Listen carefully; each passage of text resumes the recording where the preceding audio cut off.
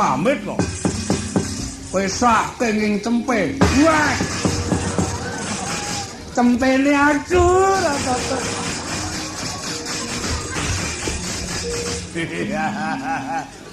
Lah niki jane nggumput. Lumrahe cempe ngene mak mbak. Tempe digodhog buat Sontoloyo.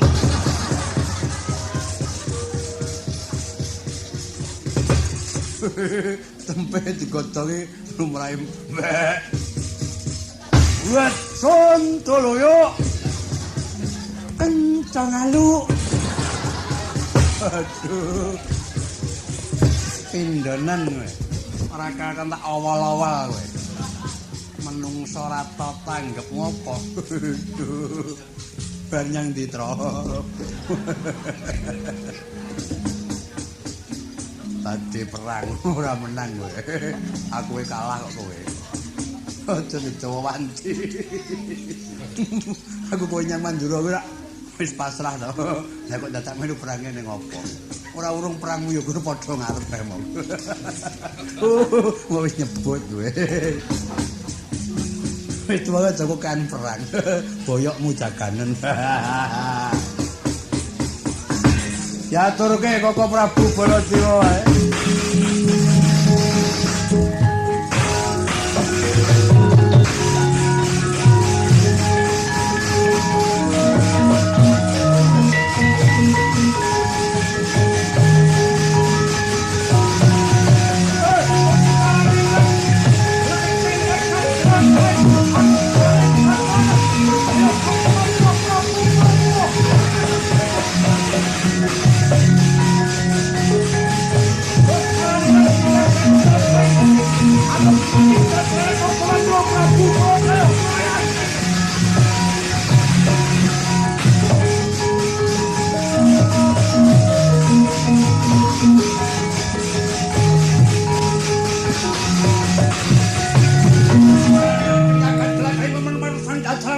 Prabu Baladewa Semoli ayo kroyokan Notowandira. Ya kos yaki aja mati den bareng karo bener jangan lho kok kowe udawane kanggo Udawa. Kancamu sapa?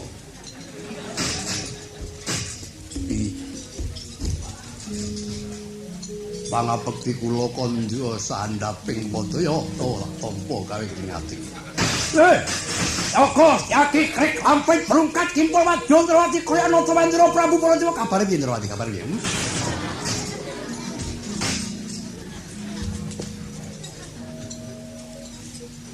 Angsal pangestu paduka Gusti kula ingkang sinuwun. Ndawi lebeting nagari Ndrawati wonten salesting swasana katentreman. Bagus. Tutun sira ingkang pinartoya dening Kadang Kyai Prabu Ndrawati. Atus mrono mangreh para kala mengkupraja. Ngestakaken dawuh. Sapa popo kowe ngalang-alangi nggon ngamuk punggung akal merdaya Setyaka? Kauningan sinuwun menawi paduka kaparengan ndaratur kula pinten bobotipun anak Mas Tyaka. Kenging kula ngibarataken wirada mengsah kidang. Mboten murung badhe sirna wonten madyaning paprangan anak Mas Tyaka menawi wani anandhingi paduka Gusti kula ingkang sinuwun.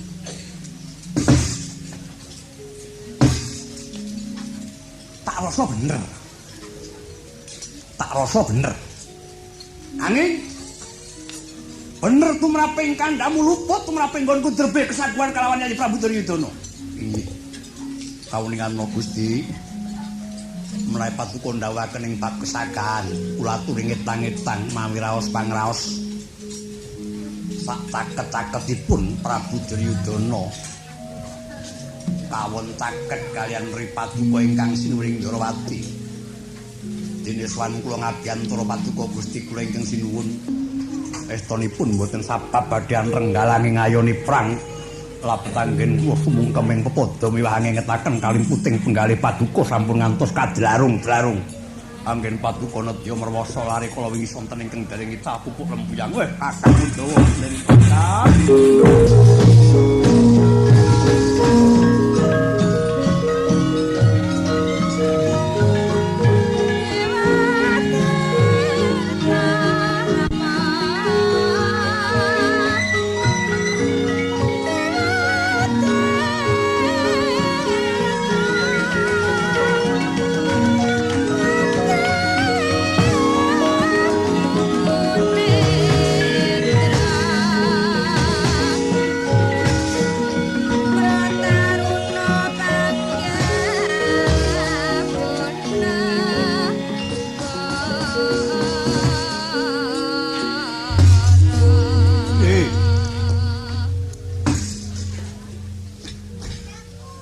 Apa to sababe dene aku manebut marang sira Kakang?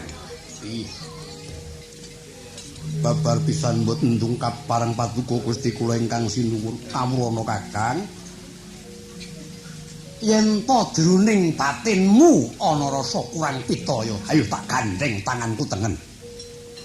Kayana balumbang kang lerap-lerap netrane. Sakarone ayo padha bebarengan ngilo. Praupane Kakang Udawa kalawan madananing sun yen to barengan padha ngilo.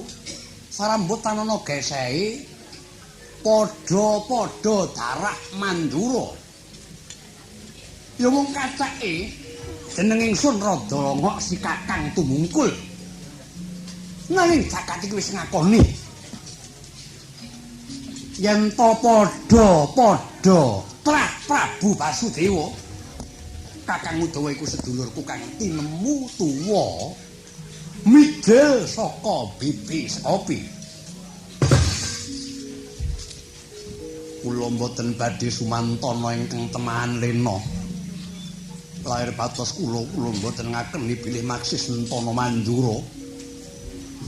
Pangraos kula sungkeming manah inggih namung paduka Gusti pepunden kula dijimat kula inggih sesembahan kula. Ah bagus. Iki ngene kan. Wis padha satata lungguh aku kepengin takon. Biyen dening sawargi Bapa Demang Antyagopa. Kowe tau ditinggali apa, Kakang? Inggih. Menapa ta sababipun dene paduka ndang mekaten?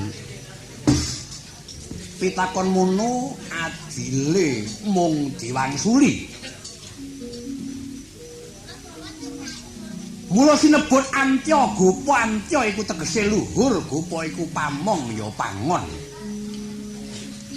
Sawargi Bapa Demang Antyagopa sawijining pangon lan pamong kang luhur nggone mula wentak darah Mandura milikake apa-apa. Amung mulus ikhlas lahir trusing batin tuwuh sangka sucining ati. Mula dan kaya ngapa besok liya dina kidinge bakal tak tandhi nganggo kencana. Ih. Ngestaken dawuh. Kowe biyen tau ditinggali apa? Dening Bapa Demang Antyagopa kula nate dipun tilari pusaka pranakanipun Kyai Gandawisa agemipun Sinuwuning Ndrawati wujudipun duwung Eluk 13 Adapur Nagaraja nami Kyai Gandaludira.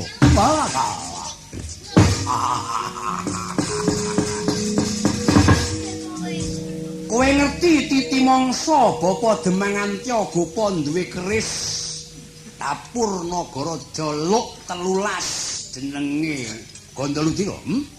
Dereng tak kandhani. Dek semono Mandura geger. Kowe mesti eling. Ingkang pundi jaman Kangsa Dewa. Maraja Lela bakal njungkeng kawibawane sawargi Kanjeng Prabu Basudewa. Yen ning tata gelar patine Kangsa kuwi dening pusakaku Kyai Trigara. Apa dene pusakane adikku Kyai Sindhatata prananging jebulane kaelokane lelakon nalika aku lan kadang kowe Ndrawati dikempit dening Kangsa wis ora bisa obah. Suwe saya suwe pangempite saya kendul nggone nyengkrem uwal. Aku lan Gusti Ndrawati bebarengan nyekel gegaman tak tepakake dadane Kangsa mati ngadeg. Jebul bareng tak tiliki gulune Kangsa ketancepan panah.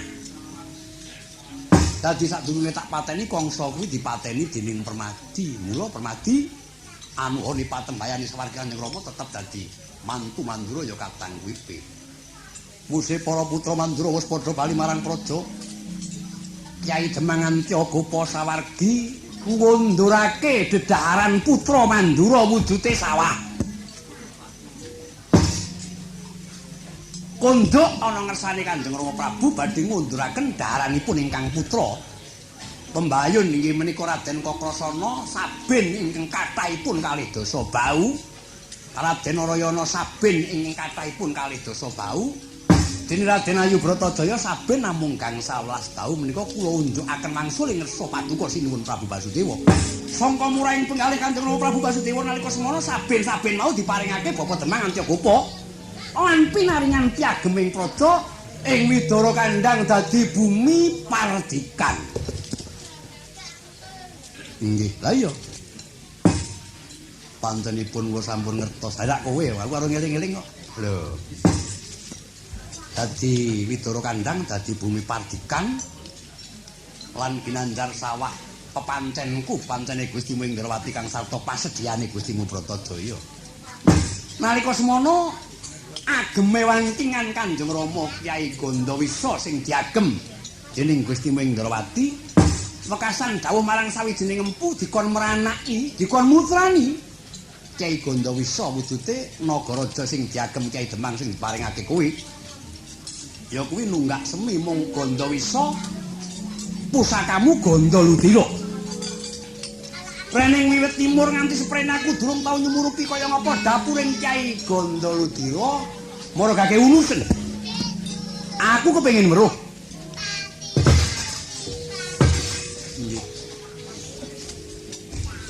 Kula mboten wani nerak pepali. Kowe ora wani nerak pepali ngire piye? Bapa Demang Sawarginate mitungkas dhateng kula pitungkase piye? Kyai Gandaludira mboten kenging kono saking mrangka menawi mboten wonten madyaning peperangan kowe wedi sikune. Inggih mungkura tak uluse kaya apa.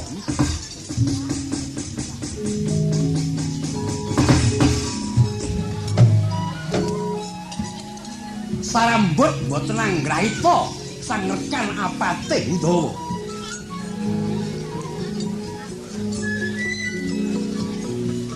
Bilih kenging pamilutaning Narendra Mandura Prabu Baladewa katamaning Kramapus.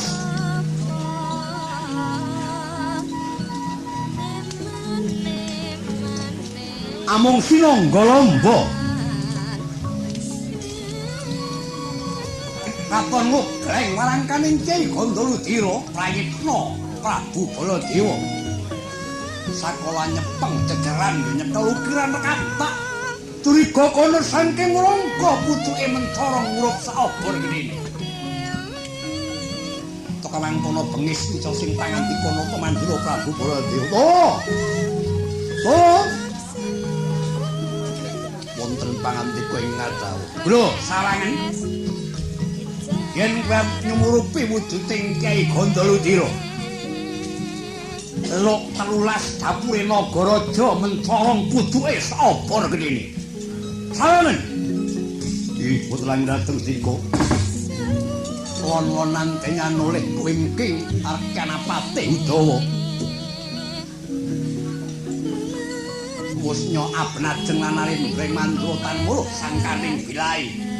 Kanang curiga tumomeng jaja budul bateng walikat. Njebabak kawah plak kapi dara Pate Udawa.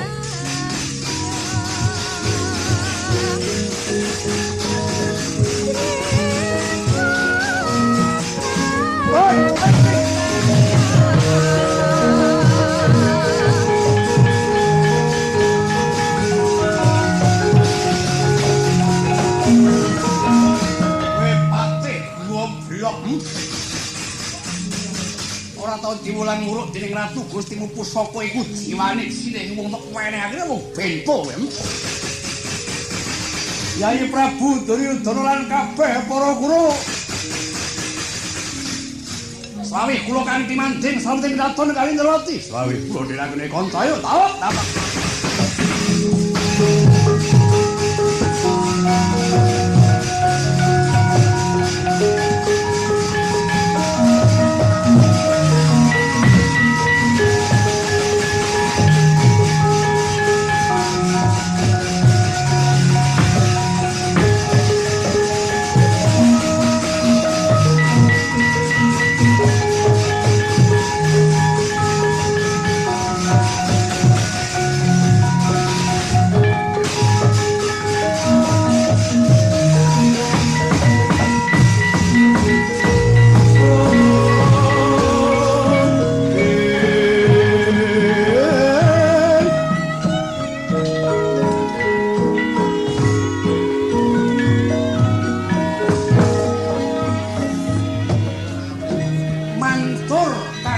ira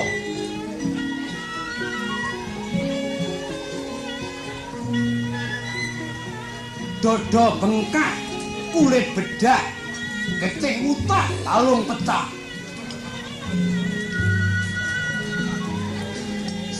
sakedap kantu patih Udawa parandene seklimak tangkapireng sesambate eling-eling satriya Tama